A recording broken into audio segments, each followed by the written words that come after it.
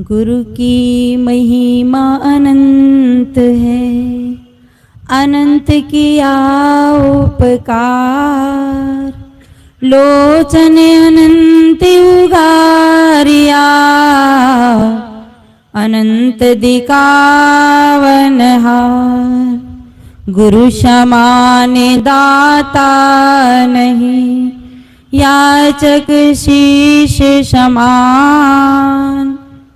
भूल ब्रह्म की औषधि, पारक दीन ही दान, पारक दीन ही दान। परम वंदनीय परम पूज्य हृदय मंदिर के आराध्य सदगुरुदेव, मंच पे सभी उपस्थित गुरुजनों के चरणों में साहिब बंदगी, वंदनीय संत समाज, साध्वी समाज, उपस्थित धर्म प्रेमी बंधुओं, भक्तिमती माताएं, आइए हम हमारे साहिब जी ने हमें आदेश दिया है, आदेश का पालन करते हुए थोड़ी देर में निवेदन करती हूँ। आप सभी मेरे साथ दो पंक्तियां दोहराएंगे, क्योंकि आप ऐसी पवित्र जगह में बैठे हैं जहाँ आनंद ही आनंद है।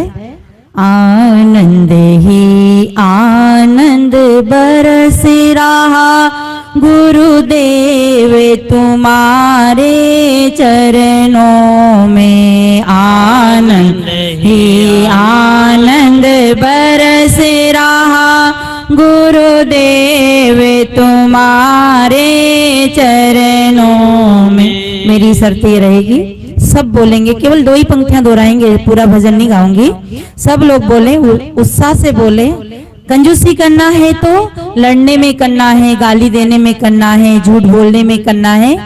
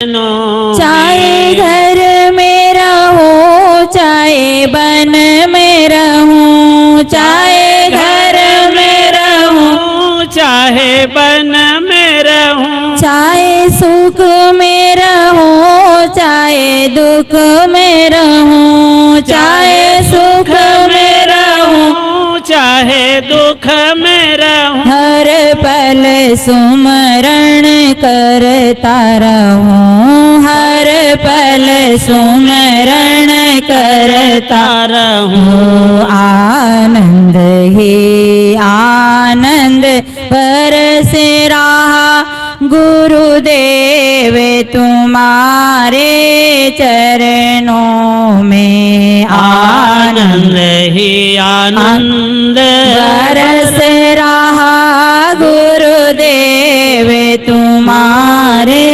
चरणों में। बोले सदगुरुदेव। देखिए, आप अनेक अनेक महापुरुषों के अनेक अनेक विचार श्रवण कर रहे हैं, और सबका अपना अपना अलग अलग कहने का, बताने का तरीका अलग अलग। परंतु सार बात यह है, संत पंत सब जगत में, संत पंत सब जगत में बात बतावे तीन, राम हृदय मन में दया तन सेवा में लीन। जितने भी संप्रदाय है, धर्म है, कहने सुनने का अपना अपना तरीका है, परंतु ये बात सभी ने बताई और समझने का फेर अपने अपने ढंग से पड़ गया। इसलिए संत पंत सब जगत में बात बताए तीन, राम हृदय मन में दया तन सेवा में लीन। तन की शोभा नमन है, तन की शोभा नमन है तो मन की शोभा ज्ञान। तन की शोभा नमन है तो मन की शोभा ज्ञान। वचन की शोभा मधुरता तो धन की शोभा दान। ये जिंदगी में बहुत महत्वपूर्ण बात है। तन की शोभा नमन है। आज हमारा जो जीवन है अभिमानी है, झुकता नहीं है, चाहे मिट जाते हैं, कट जाते हैं, लुट जाते हैं, पर किसी के आगे झुकते नहीं। झुकता वही है जिसमें जान है, अकड़ना तो मुर्दों की पहचान है। पूरी महाभारत खड़ी हुई है अभिमान के कारण। आज जो पांडव और कौरव का सर्वनाश हुआ है केवल अभिमान का कारण ही था। और राम रावण की लड़ाई हुई तो एक ही कारण था, अभिमान। रावण राम के आगे झुक नहीं सका, इसलिए अपने सर्वत्र जीवन को नष्ट कर दिया। इसलिए जीवन में सबसे महत्वपूर्ण विषय है नमन। और आज हम यहाँ आते हैं पर गुरुजनों के आगे नमन बंदगी भी करना नहीं चाहते हैं। ये हमारा शरीर किस काम में आएगा, इसलिए तन की शोभा नमन है। ये बहने अभी हम आज घूमने गए थे, देखे सब मंदिरों में बड़े नाक रगड़ रगड़ करके नमस्कार कर रहे हैं, पल्लू निकाल कर धूप दे रहे हैं, पर घर में जिंदी माँ बेटी उसको है जो नमन नहीं कर सकते और ऐसे नारा लगाते हैं हम सब राम के अनुयायी हैं, पर राम की जो बात है कोई मानता नहीं। राम क्या कहते, प्रातः काल उठ के रघुनाथा, मात पिता गुरु नावे ही माथा। तो इसमें जितने भी लोग बैठे हैं कौन है जो अपने माता पिता को नमन करते हैं, क्योंकि ये जो नमन करते हैं उससे हमारा अभिमान गिरता है। आपसे मेरा निवेदन है यहाँ से जब सत्संग सुन के जाओ तो ये पल्लू निकाल के आप अपनी सासू माँ को नमन करना, अपने माता पिता को नमन करना, आपको बड़ा प्यारा आशीर्वाद मिलेगा। क्या आशीर्वाद मिलेगा, दूधा नहाओ, पुता फलो, चूड़ो दौड़ो अमर हो। ये 1 रुपये की प्रसाद नहीं चढ़ानी पड़ती, ना आपने कभी माता की आरती उतारनी पड़ती, फ्री में आशीर्वाद मिलता है, पर फ्री का आशीर्वाद कोई लेता नहीं। इसलिए हमारे जीवन की शोभा है नमन। देखिए हमारे मुख में दांत है कि नहीं, ये देख लो, चेक कर लो, है नहीं। और हमारे मुख में जीभ भी है, उसे भी चेक कर लो। जब हमारा जन्म हुआ था तो हमारे साथ क्या आई थी, दांत आए थे कि जीभ, बोलो जल्दी, जीभ आई थी ना। और जब हमारा शरीर छूटेगा तब जीभ साथ जाएगी कि दांत। ये दांत ने जन्म लिया तब भी दुख दिया, और ये दांत मरे तब भी दुख दिया। यानी बच्चे के जब दांत निकलते हैं तो बड़ा कष्ट होता है। आप सबको पता है जिन माताओं के बच्चे का दांत निकलता है तो उल्टी दस्त होते हैं, दांत मुश्किल से निकलते हैं, और ये दांत टूटते हैं तब बड़ा कष्ट देते हैं, बड़ा दुख देते हैं, जिंदगी भर चबाते हैं, परंतु जिंदगी का स्वाद दांत, कोई भी वस्तु का स्वाद दांत को आता क्या, क्यों नहीं आता, क्योंकि ये कड़क है, अकड़ेलू है, इसलिए चबा चबा के मर जाते हैं। और स्वाद किसको आता है, बोलो किसको आता है, जीभ को आता है। और जीभ कितने के बीच में रहती है पता है, 3200 के बीच में रहती है। आप तो 2 भाई भाई लड़ने बिना नहीं रहोगे, गुरु चेला में भी झगड़ा हो जाता है, देरान जेठान में झगड़ा हो जाता है, पर हमारी जीभ कितने के बीच में रहती है, 32 के बीच में कहा है, जिब्बा ऐसी बावरी चढ़ गई स्वर्ग पताल, अपने के भीतर गई जूता सहे कपाल। यानी ये गलत बोल जाती है, गलत कुछ भी कर लेती है, पर इसके कभी भी जूता नहीं पड़ता है, जूता खोपड़ी के पड़ता है, क्योंकि ये अभिमानी खोपड़ी है, जीभ में नम्रता है। तो हम सबको कैसा बनना है? दांत जैसा बनना है। तो ऊंचा हाथ कर दो, दांत जैसा बनना है कि नहीं? तो हम सबको जीभ जैसा बनना है, नम्र बनना है। तो तन की शोभा नमन है और मन की शोभा ज्ञान। ये हमारा जो मन है एक साधन है। वैसे मन कोई वस्तु नहीं है। जैसे एक पेड़ है और पेड़ है और पेड़ के ऊपर जब सूर्य के प्रकाश पड़ता है उसमें से छाया प्रकट होती है। ऐसे ही चेतन और देह के बीच में ये मन पैदा होता है, एक संस्कारों का पुंज ये मन पैदा होता है। और ये मन की शोभा, अगर हमारा मन ज्ञानी है, ये जो आपके सामने हमारे गुरुजन बैठे हैं, ये शोभनीय लग रहे हैं, प्यारे लग रहे हैं, पवित्र लग रहे हैं। क्यों? इनका मन सुमन हो गया और हमारा मन अभी सुमन नहीं हुआ। हम इस मन को यहाँ क्यों आए हैं? सुमन बनाने आए, सुंदर बनाने आए। और ये मन कब सुमन बनता है?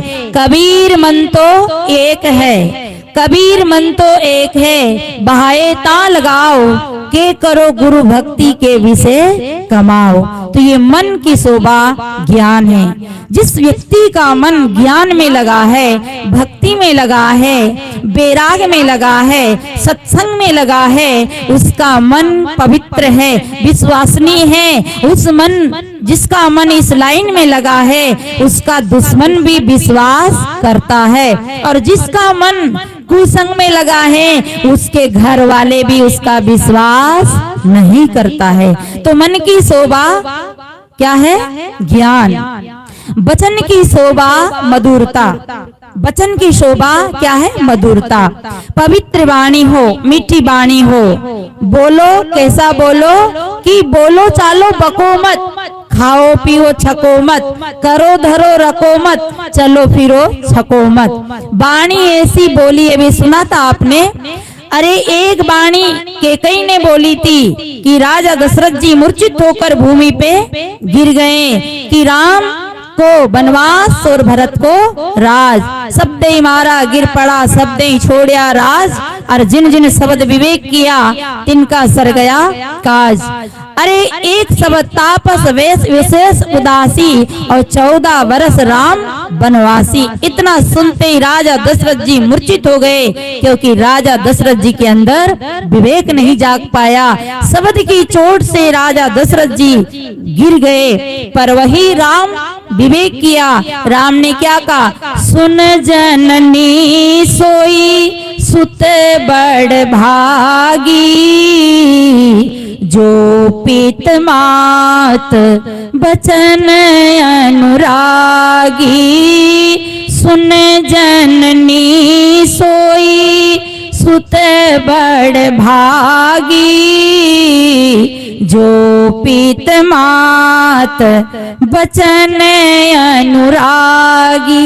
यानी राम ने सोचा कि बन जाएंगे तो बन जाएंगे और घर में रहेंगे तो क्या होगा? राजनीति, कूटनीति, धर्म नीति, सभी नीति को अपनाना पड़ेगा। इसलिए उन्होंने विवेक कर लिया और उनके शब्दों को बुरा नहीं माना। कई विवेकी होते हैं जो गाली को गीत बना लेते हैं, और कई अविवेकी होते हैं जो गीत को भी गाली बना के और जहर की गोली खा के मर जाते हैं। इसलिए सज्जनों, ये वाणी का बड़ा संयम करना चाहिए। बोलना चाहिए, पर कितना बोलना चाहिए? बोलना चाहिए, पर क्यों बोलना चाहिए? जब आवश्यकता है तब बोलना चाहिए। इसलिए वाणी की शोभा मधुरता और धन की शोभा दान। ये हम धन को क्या करेंगे? देखिए, धन के ले जाने वाले 3 व्यक्ति है, यहाँ भी कोई बैठे ही होंगे। हमारे धन को 3 ले जाते हैं, आला वाला, भाला वाला और माला वाला, इन तीनों से धन को बचाइए। आला वाला, डॉक्टर साहब कल भजन सुना रहे थे ना, वो कान में लगावे आला, अब पड़ा मेरे पाला। अरे एक यहाँ कितना दोगे, 500 देंगे, 1000 देंगे, पर डॉक्टर साहब के पास जाने के बाद डॉक्टर जो जांच लिखेगा, सोनोग्राफी, खून की अनेक प्रकार की जो जांचें लिखेगा, तो 2-2.5 हजार तो यूं ही कर लेगा, और ज्यादा हार्ट अटैक, कैंसर आदि बता दिया तो पता नहीं कितना बनाएगा। इसलिए धन का दान करिए, दे दे जब तक तेरी दे। आज देखिए हमारे साहेब जी में देख रही हूँ कितना, यहाँ तो 25% लोग बैठे हैं, वहाँ तो 50% लोग हैं जो बैठे बैठे लेटे लेटे खा रहे हैं, फिर भी उनको खिला रहे हैं। सोचिए आज 4 दिन तक ये मेला लग रहा है, पता नहीं कब से लग रहा, मैंने तो कल से ही देखा है। तो ये कौन खिला रहा है? ये यहाँ के संत खिला रहे हैं। हम आते हैं, हमारा भी दान का सदुपयोग होना चाहिए। अस्पताल से बचाइए और माला वाला भाला वाला से बचा के दान करिए, धन का सदुपयोग करिए। कहते हैं दे दे जब तक तेरी दे मिलेगी, खाक में कौन कहेगा दे। जब ये दे खाक में मिल जाएगी तो कोई आप पे कहने नहीं आएगा कि दे। इसलिए धन की शोभा दान है। काहे खाया पिया अंग लगेगा, खा लिया करो, ज्यादा कंजूसी मत किया करो, खा लेना चाहिए। खाया पिया अंग लगेगा और लिया दिया संग चलेगा, लिया दिया संग चलेगा, और रखा रखा में जंग लगेगी, और बीचू सांप बनकर डोलोगे वहां तो आपकी कोई खबर भी लेने वाला नहीं होगा। इसे कबीर साहब ने कहा ना, माया मरी न मन मरा, मर मर जात।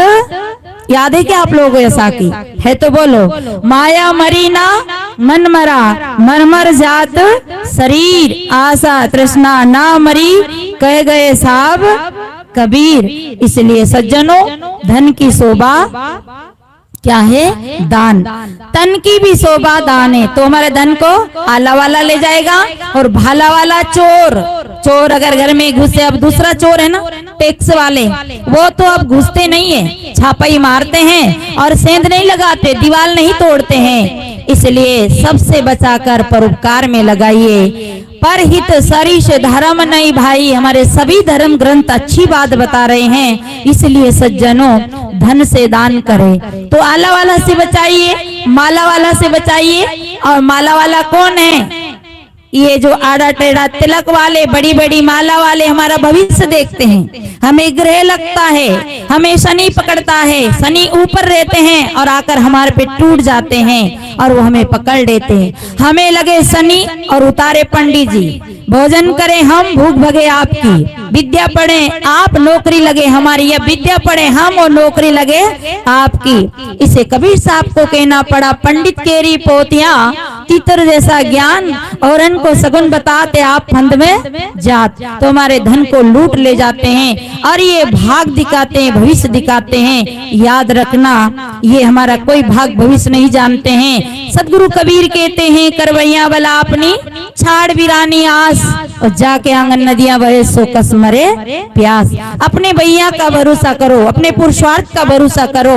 किसी को हाथ दिखाने की जरूरत नहीं, भाग दिखाने की जरूरत नहीं। इन ढोंगियों से धन को बचाइए और परोपकार में लगाइए। तो मैं निवेदन कर रही थी, एक साकी संत पंत सब जगत में बात बतावे तीन। क्या? राम हृदय, हमारा राम बाहर नहीं, राम हृदय में है। हृदय बसे ते राम ना जानी। सदगुरु कबीर साहब कहते हैं, पानी में मीन प्यासी, मोए सुन सुन आवे हासी। आत्म ज्ञान बिना नर भटके, कोई मतरा कोई काशी। आज हम भी राम की जो सीढ़ियां पीढ़ियां है, घाट देखने गए तो नागेश्वर जो मंदिर है, वहाँ सब लोग शिव जी को दूध चढ़ा रहे। और दूध में कितना पानी? 1 लोटा दूध और 15 लोटा, बोलो कितना लोटा पानी? हम देखे हैं पूरी बाल्टी सफेद सफेद। 1 लोटा दूध में अगर आपके घर में थोड़ी सी कम पत्ती की चाय बन जाए तो आप झगड़ा करोगे कि नहीं करोगे? करोगे ना कि तुम ऐसी चाय बनाए हो।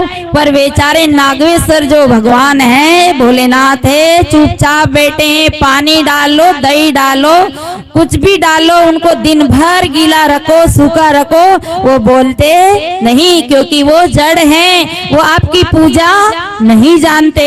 तभी कबीर साहब को कहना पड़ा कि कबीरन भक्ति बिगाड़िया, कंकर पत्थर धोई, अंतर में विसराग के अमृत डारी ना होई। ये कर रहे लोग भक्ति, चढ़ा रहे। मैंने कहा भैया कितना पानी डाला इसमें? अरे हम तो पानी कूड़ा दूध पीते नहीं, अरे हम तो दूध ही नहीं पीते, पर जो पीते हैं वो घर में इतनी तो परीक्षा कर लेते हैं कि इसमें अच्छा दूध नहीं डाला, ये चाय ठीक नहीं बनी, और ये दूध में ठीक से है जो तपाया नहीं। पर वो पानी डाल डाल करके बेचारे भोलेनाथ को चढ़ाए जा रहे हैं, पर भोलेनाथ चुपचाप बैठे हैं, क्योंकि उसमें बोलने की शक्ति नहीं। जाना नहीं, बूझा नहीं, समझ किया नहीं गौन, अंधे को अंधा मिले तो राह बतावे कौन। इसी सज्जनों, भक्ति के नाम से बड़ा आडंबर हो रहा है।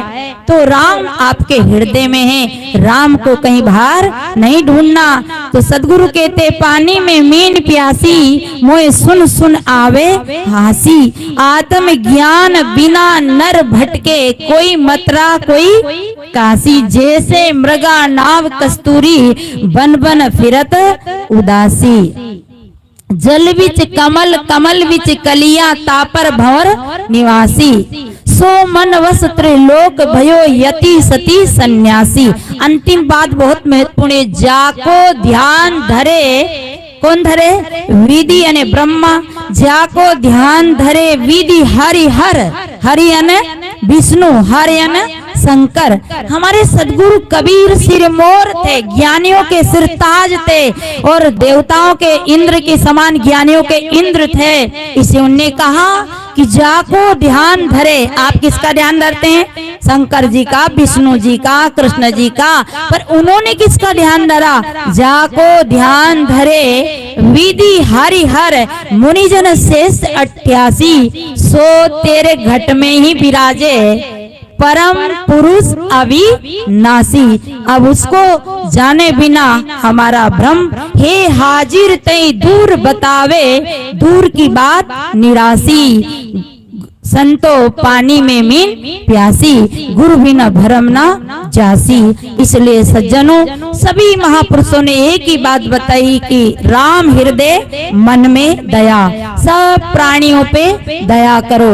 अगर मनुष्य सुनता है कि सिया राम में सब जग जानी, सुनता तो है परंतु मानता नहीं। अरे मुर्गी मार के आज का जो दिन है, हत्याकांड होंगे, आज कितनी हत्याएं होगी अगर राम के नाम से, देवी के नाम से। अरे कबीर साहब कहते कि माटी कर देवी देवा, काट काट जीव देया जी, और जो तोर साचा देवत खेत चरत क्यों लिया जी। आज देवी के नाम से, आज दशहरा के नाम से कितनी हत्याएं होगी, दया नहीं है। इसलिए हमारे सदगुरु की शरण में जब आते हैं तो हमें दया का चिन्ह पहनाते हैं कि आपके हृदय में दया रहेगी तो प्राणी में वो राम देखोगे। सब घट मोरा साइया, सुनी सेज ना कोई, बलिहारी वा घट की जा घट प्रगट होए। तो सज्जनों, राम हृदय मन में दया और तन सेवा में लीन। हमेशा घर में ये आशा मत रखो कि मेरी बहू सेवा करेगी, मेरा बेटा सेवा करेगा, स्वयं सेवा करो। सदगुरु कहते जो लो कर डोले, पग चाले तो लो आसना कीजिए। जब तक हमारे हाथ पैर चलते हैं स्वयं को काम करना चाहिए, आलसी नहीं बनना चाहिए। आज बहुत सारे घर के लोग अपनी बहू के लिए कपड़े छोड़ दे, धोएंगी बहु सास नहीं। हम सबको अपनी सेवा करना चाहिए। सेवा से आपका शरीर विशुद्ध रहेगा, तन पवित्र सेवा करे, धन पवित्र करे दान, मन पवित्र तब होए, उदय होए और ज्ञान। इसलिए हमेशा सेवा करो। पर हमारे यहाँ तो सेवा कब होती है? जब माँ बाप जिंदे रहते हैं तब सेवा नहीं होती है, जब माँ बाप मर जाते हैं तब सेवा करते हैं। आज देखे हैं बच्चे हैं जो अपने पिता के नाम से गाय के पूंछ पे पानी डाल रहे हैं। पिता मरे 10-20 साल हुआ, अब गाय को है जो वहां पहुंचा रहे स्वर्ग में। बताओ, पिता कब मरे और बेटा आज गौवा दान कर रहा है। जीवित पिता से दंगम दंगा और मरे पिता को छोड़े गंगा। जीते जीते दूध के लिए तरसा, पानी के लिए तरसा और अब सेवा करने के लिए भक्त बन गया। विचार नहीं करते, देवी देवता को जरा जरा सा भोग लगाते, चाय पीने वाले यूं करते, शराब पीने वाले यूं करते, और जिंदे को है जो जरा सी नारियल की चटक चढ़ाते हैं। विचार करो हम क्या सेवा कर रहे हैं। भूखे को भोजन, प्यासे को पानी, नंगे को चीर दीजिए, बस इससे बड़ी और कोई सेवा नहीं है। प्राणियों से बढ़कर कोई भगवान नहीं है। दुख की बात है, आदमी को पत्थर में भगवान दिखता है, झाड़ और पहाड़ में भगवान दिखता है, नदी नालों में पता नहीं कहाँ कहाँ भगवान दिखता है, पर नर में नारायण नहीं दिखता है। यही दुख की बात है। इसे सज्जनों ज्यादा समय नहीं है, ये तो साहेब जी संत गुरुजनों की कृपा है जो आप लोग के सामने मुझे यहाँ इतना सा जो सम्मान दे दिया। मैं लायक नहीं हूँ, फिर भी साहेब जी ने यहाँ बुलाकर ये जो मुझे आदेश दिया, उनका आदेश का पालन करते हुए मैंने कुछ बातें आप लोग के सामने रखी। इसलिए ये बात को सबको याद करना है कि राम हृदय में है और मन में दया, तन सेवा में लीन। ये तीन बातें जिसकी जिंदगी में याद है, उसका घर ही मंदिर है, उसका जीवन ही स्वर्ग है। बोलिए सदगुरु देव की जय। साहेब बंदगी साहेब।